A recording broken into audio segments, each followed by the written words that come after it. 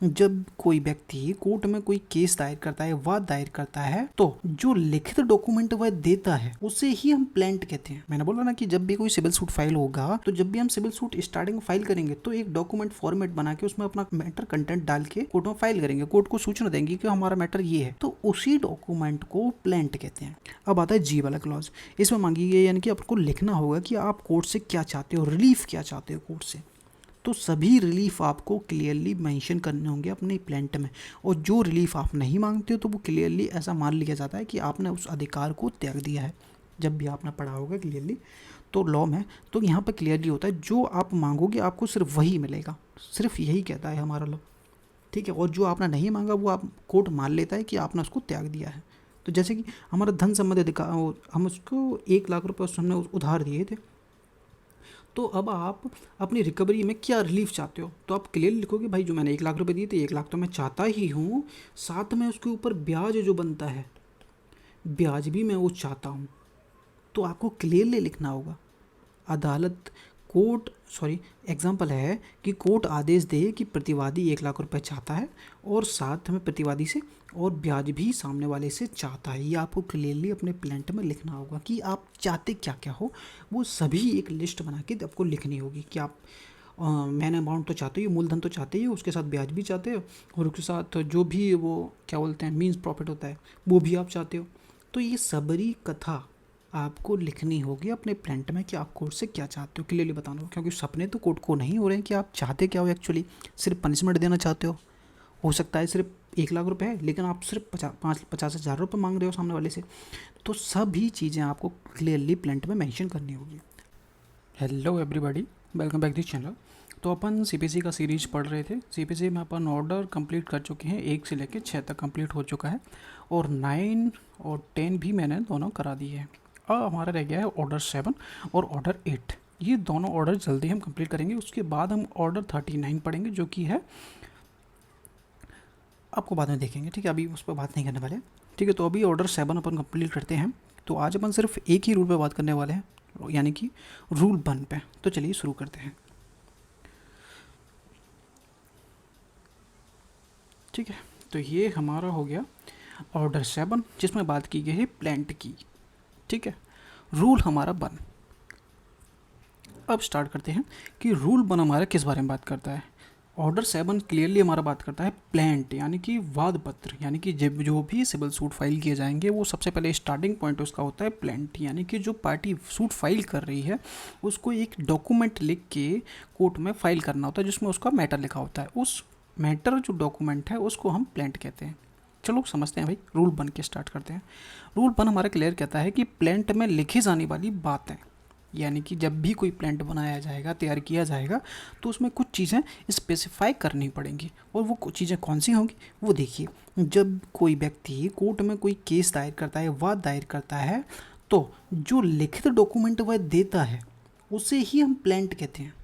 मैंने बोला ना कि जब भी कोई सिविल सूट फाइल होगा, तो जब भी हम सिविल सूट स्टार्टिंग फाइल करेंगे तो एक डॉक्यूमेंट फॉर्मेट बना के उसमें अपना मैटर कंटेंट डाल के कोर्ट में फाइल करेंगे, कोर्ट को सूचना देंगे कि हमारा मैटर ये है, तो उसी डॉक्यूमेंट को प्लेंट कहते हैं। ठीक है, अब इसमें कौन कौन सी चीज़ें लिखना ज़रूरी है उस पर देखते हैं भाई। सब रूल 1 हमारा कहता है कि कोर्ट का नाम आपको स्पेसिफाई करना होगा अपने प्लेंट में, जैसे कि किस कोर्ट में केस दायर हो रहा है यह आपको क्लियरली साफ साफ मेंशन करना होगा अपने प्लेंट में। जैसे कि जूनियर डिवीज़न है, कि सिविल जज जूनियर डिवीज़न है, सिविल जज सीनियर डिवीज़न है, JMF सी जो भी आपका कोर्ट है वो आपको क्लियरली मेंशन करना होगा। ठीक है, अब बी वाला सब रूल देखिए कि वादी का विवरण भी आपको देना होगा, यानी कि जो सूट फाइल कर रहा है उसको हम प्लेंटिफ कहते हैं, वादी कहते हैं। यानी कि वादी का पूरा नाम आपको मेंशन करना होगा, जैसे कि राम कुमार उसका पूरा नाम है, उसकी पहचान क्या है भाई, 35 एज है और व्यापारी का है, खेती करता है, मान लीजिए व्यापार उसका। और आपको पता भी मेंशन करना होगा कि निवासी 12 हाउस नंबर AG रोड और भोपाल में रहता है, ये भी आपको लिखना होगा। यानी कि प्लेंटिव की डिटेल में आपको वादी का नाम लिखना होगा, उसकी पहचान क्या है वो भी लिखनी होगी और पता भी लिखना होगा, ताकि उसको क्लियरली पता कर सके कि बंदा कौन है और कहाँ से है। ठीक है, अब आ गया सी सब रूल। इसमें बात की गई कि डिफेंडेंट का आपको विवरण भी देना होगा। प्लेंटिव का विवरण बी में दिया है, सी में दिया है डिफेंडेंट का विवरण, यानी कि जो डिफेंडेंट है प्रतिवादी है उसकी नाम आपको मेंशन करना होगा। ठीक है। प्रतिवादी का नाम क्या है, उसकी पहचान क्या है, यानी कि एज क्या है, नाम क्या है, निवासी कहाँ का है, ये भी आपको मेंशन करना होगा। जैसे कि आप प्लेंटिफ के केसेस में कर रहे थे, डिफेंडेंट के केसेस में भी आपको लिखना होगा। जितना आपको पता है उतना आप लिख सकते हो, ज़रूरी नहीं है सिर्फ आपको उसकी नाम पता है, वो व्यवसाय क्या करता है, बिजनेस क्या करता है, ये हमें नहीं पता, तो आप ये खाली छोड़ दीजिए। ठीक है। अब आता है भाई सब रूल डी। हमारा सब रूल डी देखिए कि जब भी प्लांट तैयार किया जाएगा उसमें अगर कोई व्यक्ति नाबालिग है, यानी कि उसकी एज 18 प्लस नहीं हुई है, या फिर मानसिक स्थिति उसकी ठीक नहीं, यानी कि पागल है, अगर कोई वादी है या फिर प्रतिवादी है, नाबालिग है, या फिर मानसिक रूप से अस्वस्थ है, अनसाउंड माइंड है, तो ये क्लियरली आपको अपने प्लेंट में लिखना होगा।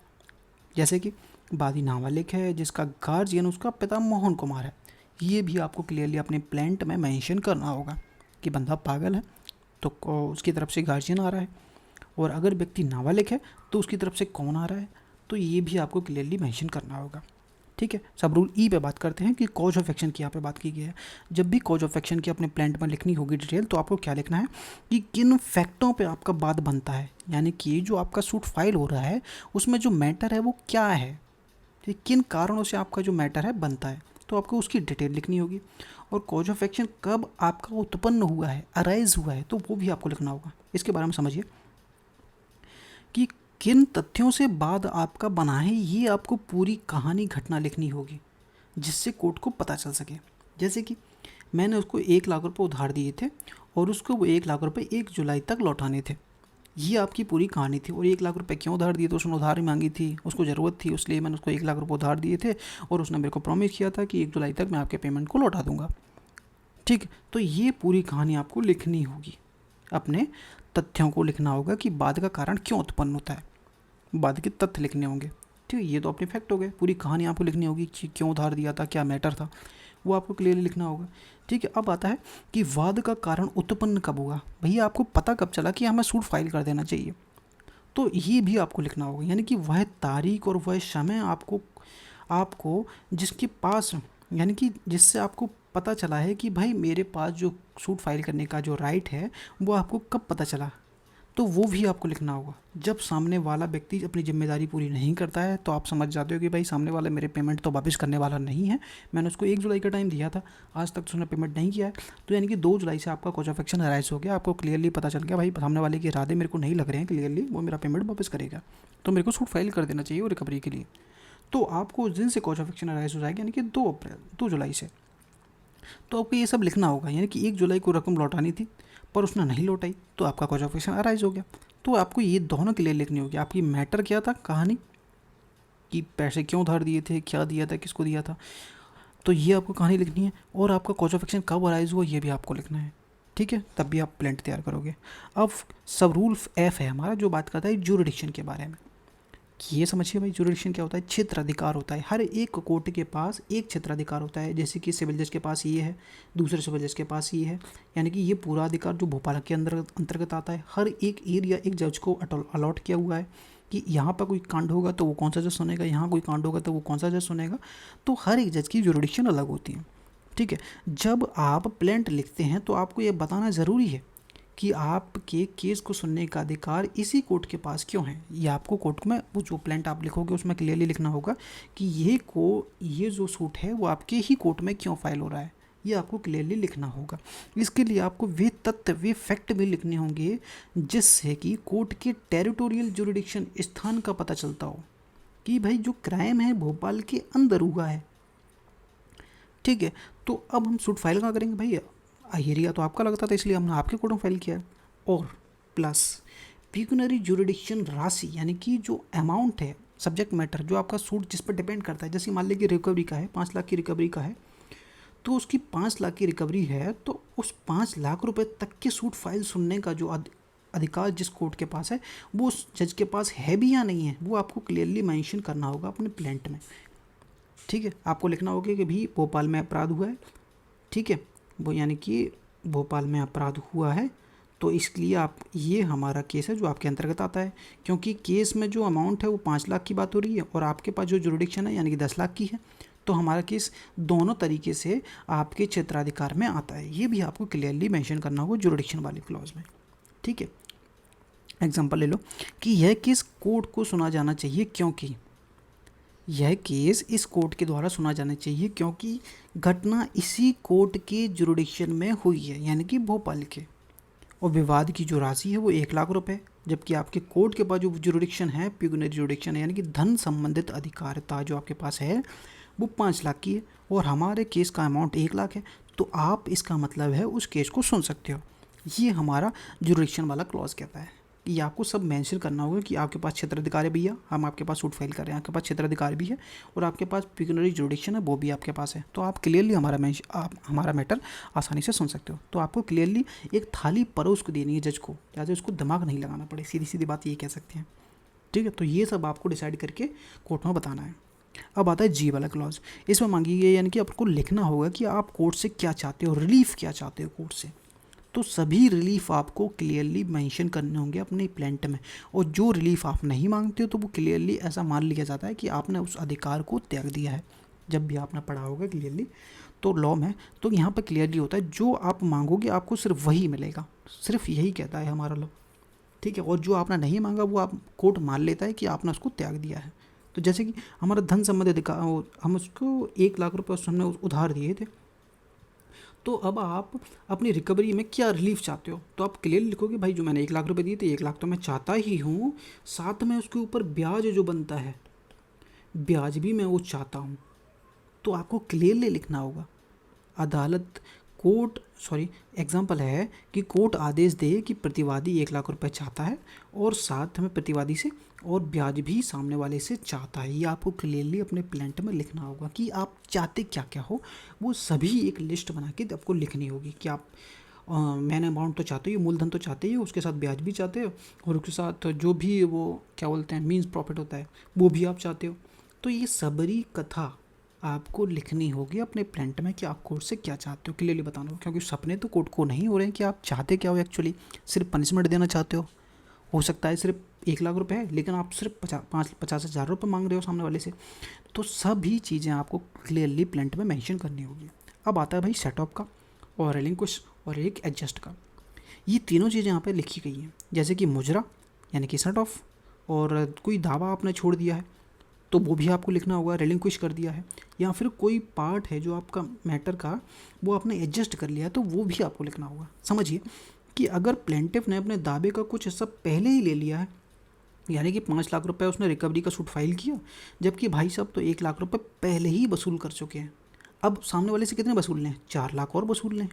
तो आपको क्लियरली अपने प्लेंट में लिखना होगा कि भाई 1,00,000 तो मैं ले चुका हूँ, 5,00,000 का पूरा सूट है, 1,00,000 मैं उसको ऑलरेडी ले चुका हूँ, लेकिन अब सिर्फ 4,00,000 बचा है। तो आपको ये सब लिखना होगा सेट ऑफ करने के लिए, क्लियरली अपने प्लेंट में लिखना होगा साथ में। ठीक है, या फिर ये मैटर नहीं है आपका तो या फिर ये वाला होगा कि आप कोई अधिकार आपने त्याग दिया है, माफ़ कर दिया है। मान लीजिए आपको सामने वाले से 5,00,000 रुपये तो लेने ही हैं, साथ में ब्याज भी चाहिए था, इंटरेस्ट भी चाहिए था, लेकिन आपने इंटरेस्ट को छोड़ दिया है, त्याग दिया है, तो आप सिर्फ उससे मूलधन का अमाउंट चाहते हो, तो वो भी आप क्लियरली लिखोगे कि मैं उस पर ब्याज था वो ब्याज त्याग रहा हूँ, रिलिंक्विश कर रहा हूँ, वो भी आपको लिखना होगा। या फिर समायोजित कर दिया है, एडजस्ट कर दिया है। मान लीजिए कि 5,00,000 रुपये सामने वाले से चाहते हो, लेकिन मैंने उसको 2,00,000 रुपये पहले उससे उधार ले चुका था, अब मैं उसको चाहता हूँ कि मैं उसको एडजस्ट कर दूँ। यानी कि 5,00,000 रुपये आपने उसको उधार दिए, लेकिन उससे पहले भी आपने उससे इस व्यक्ति से उधार लिए थे 2,00,000 रुपये, तो अब आप चाहते हो कि मैं उसको 2,00,000 को एडजस्ट कर दूं, यानी कि अब मेरे को सिर्फ 3,00,000 रुपये उससे चाहिए। तो ये कहानी भी आपको लिखनी होगी अपने प्लेंट में कि अगर आप एडजस्ट करना चाहते हो तो कितना अमाउंट एडजस्ट का है और आपका अब कितना निकलता है वो भी आपको लिखना होगा। ठीक है, सब रूल एच हमारा ये कहता है। सिमिलरली वही एग्जांपल है कि आपने 5,00,000 रुपये 5,000 रुपये पहले वसूल लिए, लेकिन बची जो राशि है 95,000 वो आप अब वसूल रहे हो, ये अपना प्लेंट में लिख रहे हो, और वादी ने ब्याज छोड़ दिया है और केवल मूलधन की राशि मांग रहा है, वो आपको रिलिंक्विश वाले पॉइंट में लिखना होगा अगर आपका रिलिंक्विश बनता है तो। ठीक है, अब सब रूल आई है जिसमें वैल्यूएशन की बात की गई, यानी कि मूल्यांकन, यानी कि इसमें वाद की विषय वस्तु का मूल्य आपको लिखना है। यानी कि कोई कार रिलेटेड है, कोई कार बेची थी आपने, उससे रिलेटेड कोई मैटर है, तो उस कार की कीमत क्या है वो आपको क्लियरली मेंशन करनी होगी। यानी कि वाद का जो विषय वस्तु है, यानी कि जिस पे आपका वाद डिपेंड है उस चीज़ का अमाउंट कितना है। अगर प्रॉपर्टी का है तो प्रॉपर्टी कितने की है, 5,00,000 की है। अगर कोई रिकवरी है तो 5,00,000 की है, वो यहाँ पे 6 लाख की है, कितने की है वो भी आपको मेंशन करना होगा। यानी कि सब्जेक्ट मैटर का जो अमाउंट निकलता है वो आपको लिखना होगा, ठीक है, ताकि कोर्ट तय कर सके कि जो ज्यूरिडिक्शन है, यानी कि जो पिक्यूनरी ज्यूरिडिक्शन है कोर्ट के पास, वो है भी या नहीं है। मान लीजिए आपकी कार की कीमत 10 लाख रुपए थी, कोर्ट के पास तो भाई 5 लाख रुपए तक के मैटर सुनने का अधिकार है, तो आपके 10 लाख की कार का मैटर सुन ही नहीं सकता। तो इसलिए वैल्यूएशन आपको कंपलसरी लिखनी होगी जब भी प्लेंट तैयार करोगे। तो हमारे मैटर केस के मैटर की जो कार की वैल्यू है, सब्जेक्ट मैटर की जो वैल्यू है वो 10 लाख रुपए है, लेकिन कोर्ट के पास 5 लाख है, इसका आपके मैटर सुनेगा ही नहीं, आपको मैटर जाएगा किसी हायर कोर्ट में। और किस लिए लिखी जाएगी विषय वस्तु की कीमत, कोर्ट ये भी तय कर सके, यानी कि ज्यूरिडिक्शन तय कर सके, और कोर्ट फीस को भी तय कर सके, कि यानी कि जो आपकी 5 लाख रुपए की आपका सब्जेक्ट मैटर की कीमत है, उस पर 5 लाख पर कितना कोर्ट फी बनेगा ये भी डिसाइड किया जा सके। इसलिए आपके वैल्यूएशन लिखनी होगी आपके प्लेंट तैयार करोगे तो। अब ये मैं यहाँ पर जगह नहीं बचाता, तो आप इसको पढ़ लीजिएगा, ठीक है। अब हम सेट ऑफ क्या होता है, रिलिंक्विश क्या होता है, और एडजस्टमेंट क्या होता है, सारा दिया हुआ है, आप इसको आराम से पढ़ लीजिएगा, स्क्रीनशॉट ले लीजिएगा, ठीक है। तो ये हमारा यहाँ पर ख़त्म होता है ऑर्डर 7 का रूल 1, ठीक है। वीडियो पसंद आए लाइक करना, सब्सक्राइब करना, कोई पॉइंट नहीं समझ में आया हो आप कमेंट कर देना, अपन फिर से समझा देंगे, ठीक है। वैसे समझने लायक इतना ज़्यादा डीपली नहीं था, बहुत सिंपल था कि जब भी आप प्लेंट तैयार करोगे उसमें कोर्ट का नाम लिखोगे, जो वादी है उसका नाम लिखोगे, डिटेल लिखोगे उसका, वो कौन है, क्या है, कहाँ रहता है, डिफेंडेंट की डिटेल लिखोगे, पागल है तो उसकी गार्जियन का नाम वगैरह लिखोगे। तो ये सभी चीज़ें आपको अपने प्लेंट में लिखनी होगी, ठीक है। वीडियो पसंद आए तो लाइक सब्सक्राइब जरूर करना, मिलते हैं नेक्स्ट वीडियो में, थैंक यू।